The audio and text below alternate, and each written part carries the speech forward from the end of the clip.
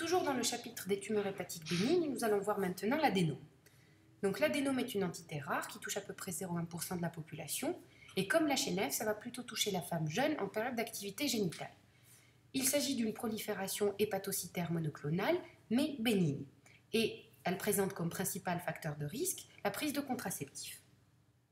Contrairement à la HNF, l'adénome va être souvent symptomatique.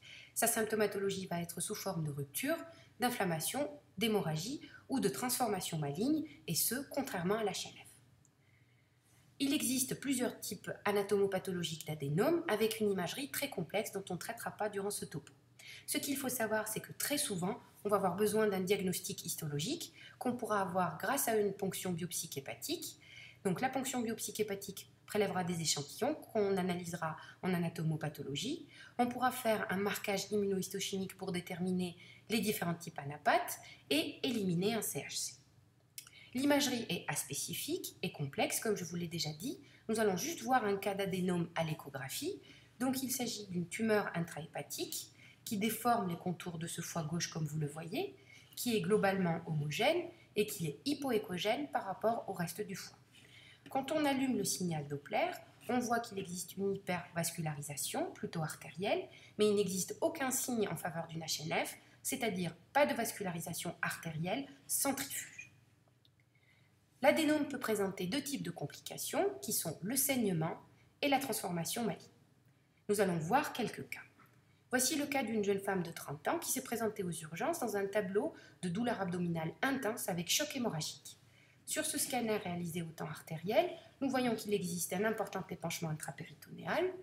Et quand on va regarder au niveau du cul-de-sac de Douglas, nous allons voir que cet épanchement est plutôt de densité importante, élevée, de l'ordre de 60 unités en Hounsfield. Cet épanchement dense va nous faire évoquer en premier lieu un saignement récent. En regardant les coupes hépatiques, au temps portal, nous allons voir que ce foie est le siège de multiples zones hypodenses qui sont intrahépatiques.